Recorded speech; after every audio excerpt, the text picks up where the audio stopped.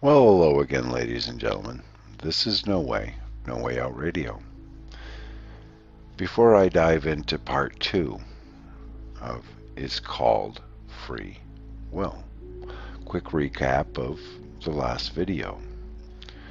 We see of Adam and Eve and Noah and their free will. A good understanding of free will is it's the battle between God and Satan, good and evil. God does not give you 100% of everything he knows, because you need to have free will. If God told you every single piece, then Satan would easily win by, well, no, you're manipulating people into following you. So you must follow God of your own free will. But free will is choices. We understand in today's society the choices that we make are being told to us that that is free will. You can make whatever choices. Without being told, there are consequences. Tonight, in part two, I will be moving into Abraham and King David and the choices that they made through their free will and how it affected everything. Their actions created a reaction. For every action, there is a consequence. And we'll look at some of that tonight. So starting off with Abraham. When we come to Abraham, we first see the first choice of free will that Abraham made was to believe in a higher power, a deity of sorts, the Lord. And he was found to be in favor of the Lord. But now he was faced with a choice. Do I leave my homeland and go to the land of Canaan? He made the correct choice. He packed up his family and off to the land of Canaan he went. Now, he's sent messengers once again. A child. You need a child. They talk of God sends unto Abraham, your children will be as numerous as the stars and the grains of sand. But I have no children. I am old. My wife is old. And years went by, and he heard again. Next year, your wife, Sarah, will give birth to a child. And for those of you that don't know this story, he made the wrong choice at this point. Because of their age, Sarah told her maid to become Abraham's second wife and birth him a baby. And Ishmael was his name, but no, here again, sorry, you made the wrong choice. But Lord, I'm old. Sarah's old. Sarah even laughed when the messengers of God were before Abraham. And a year later, Isaac was born. God keeps his promises. But he also, when he tells you he's going to do something, which we know today is in our Bible, you can bet your bottom dollar it's going to happen. 95% of the prophecy in the Bible has come true today. The last 5% is the book of Revelation. So now that Abraham, he sees the miracle and he now understands truly God is the creator. God is all-knowing, all-powerful. There is nothing that you cannot accomplish with God. But now, God, through Abraham's free will, he must make the toughest decision in his life. He is faced with the free will choice. Do I listen to God and sacrifice my son that he promised would be the bloodline of, well, let's say it, thousands, billions, billions and billions and billions of people? And again, he made the right choice. God shows us clearly in this story of Abraham and Isaac, the story of Jesus Christ. Delivered unto you the Lamb of God, the Lamb from God. Isaac is not sacrificed. The Lamb is. So all the years later, look at the story told back with Abraham. The story of Jesus Christ, the Lamb of God that was sacrificed and shed its blood to cleanse our sin. As the sacrifice was used in those days with the lamb, the unblemished, maybe I'll get into that in another video. But the choices, see, so every choice had a consequence. Abraham's first choice of bedding down with Sarah's maid and birthing a child, well, the child would go forth and hate all, and all would hate him. And we hear of that later on. But see, there's a consequence to your action. So this lesson is telling us clearly today in our lives, you have to understand your free will choice. It does define you.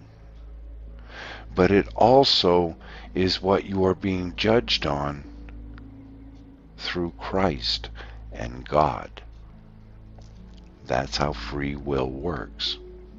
This is why God, nobody is allowed to know it all. Daniel was not allowed. John was not allowed. They were both told to close up books, for it was not for them. It was not for what, it was not knowledge they needed to know.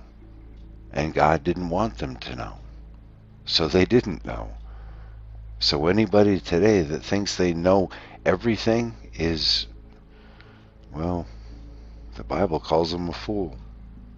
Because we are not to know everything.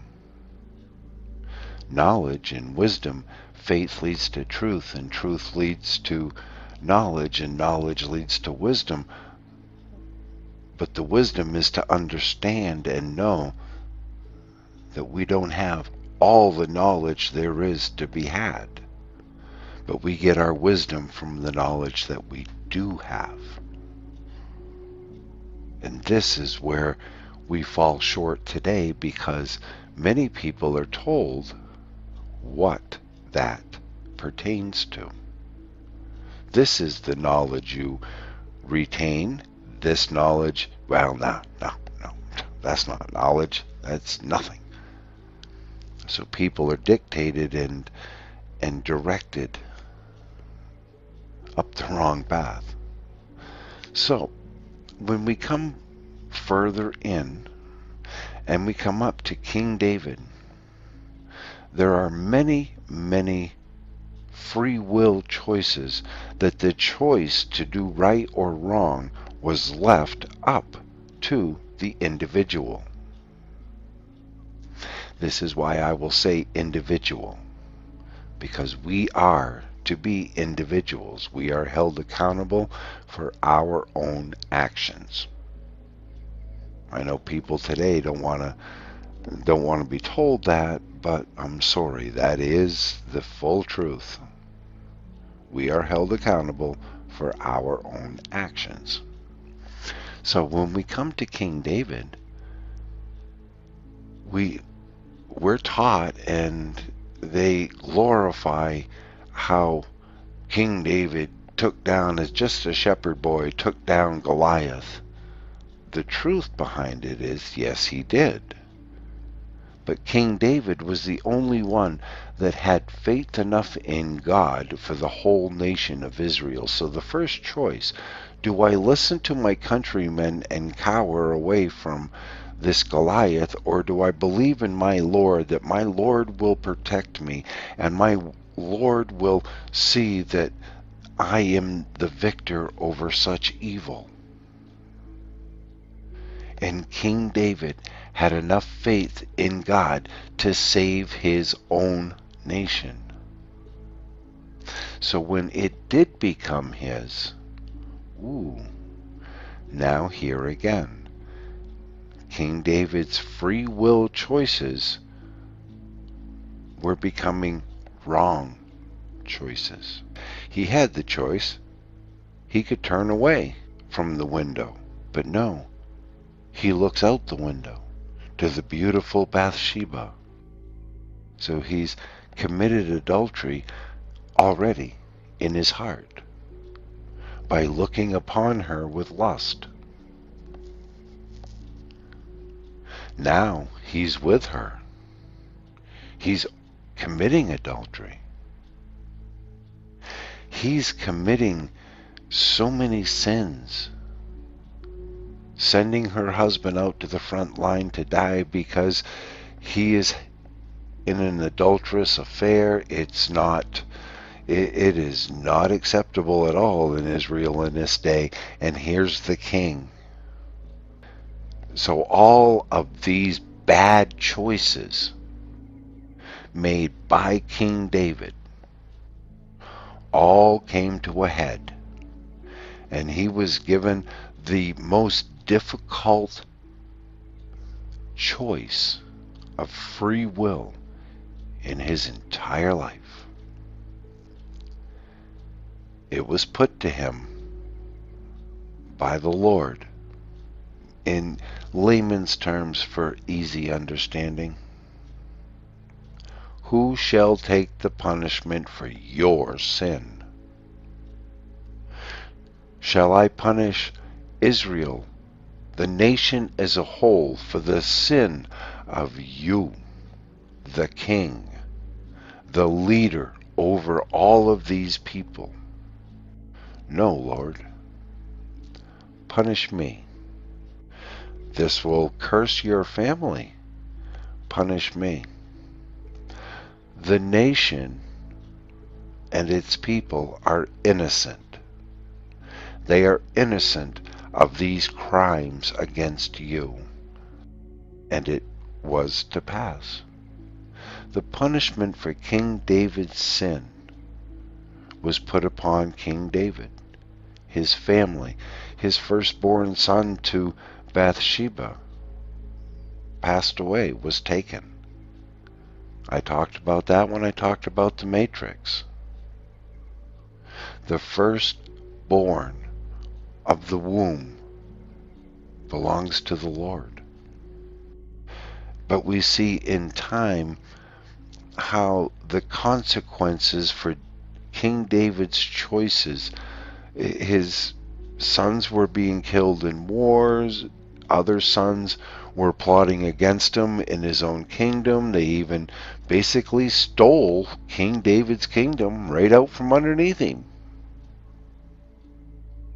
And then look at the sin that carried on into King Solomon. We can see it play out over and over and over again throughout history. So this is why I say we are held accountable for the free will choices that we make.